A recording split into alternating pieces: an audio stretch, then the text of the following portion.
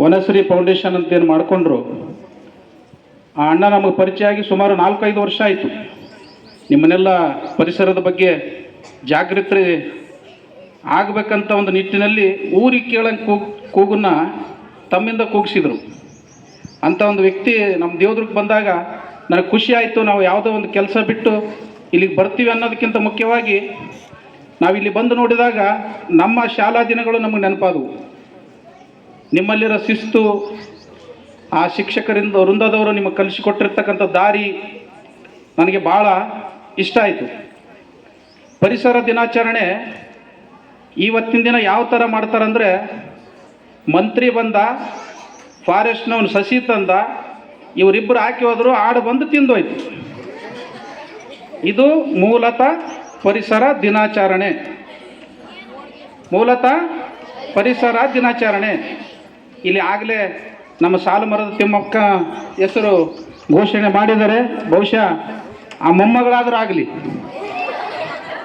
ತಿಮ್ಮಕ್ಕ ಆಗದಿದ್ರೂ ಆಕಿನ ಪಕ್ಕದಾಗ ಇನ್ನೊಬ್ಬಕ್ಕೆ ಸಣ್ಣಕ್ಕ ಆಗಲಿ.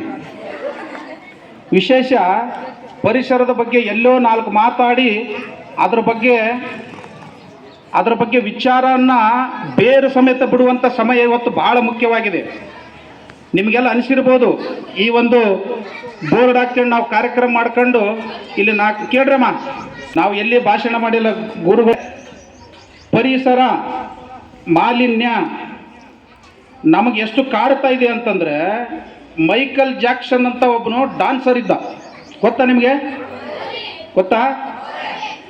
ಆತ ಬದುಕಬೇಕು, ಒಂದು 200 ವರ್ಷ 100 ವರ್ಷ ಬದುಕಬೇಕು ಅಂತ ಆತ ಯಾವ ರೂಮಿನಲ್ಲಿ ವಾಸ ಮಾಡ್ತಿದ್ದ, ಇಷ್ಟೇ ಇತ್ತು ಗಾಳಿ ಹೋಗ್ಬೇಕನ್ನೋ ಮಿಷನ್ ಇಟ್ಕೊಂಡಿದ್ರು. ಇಷ್ಟೇ ಇತ್ತು ಗಾಳಿ ಹೋಗ್ಬೇಕನ್ನೋಂಥ ಒಂದು ಮಿಷನ್ನ ಸೆಟ್ ಮಾಡಿದ್ರು.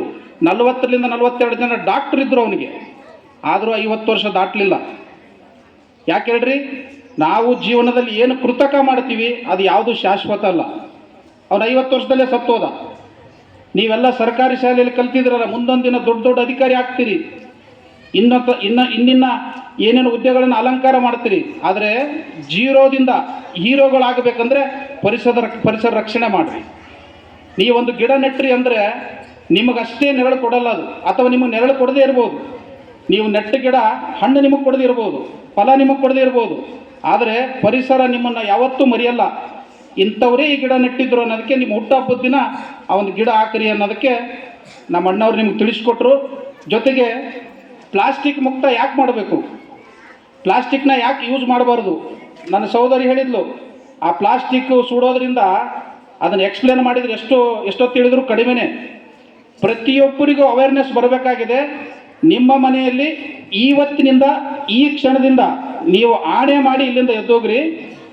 ಏನು ಅಂದರೆ, ನಾವು ಆಡೋ ಮಾತುಗಳು ಪ್ರತಿ ಕ್ಷಣದಿಂದ ಕಾರ್ಯರೂಪಕ್ಕೆ ಬರಬೇಕು. ಯಾವುದೋ ಒಂದು ಕಾರ್ಯಕ್ರಮ ಮಾಡಿ ಮತ್ತೆ ತಿರ್ಗಲ್ಲಿ ಒಂದು ಬಾಳೆಹಣ್ಣು ತಿಂದು ಚಾ ಕುಡಿದು ಹೋಗಿ ಮತ್ತೆ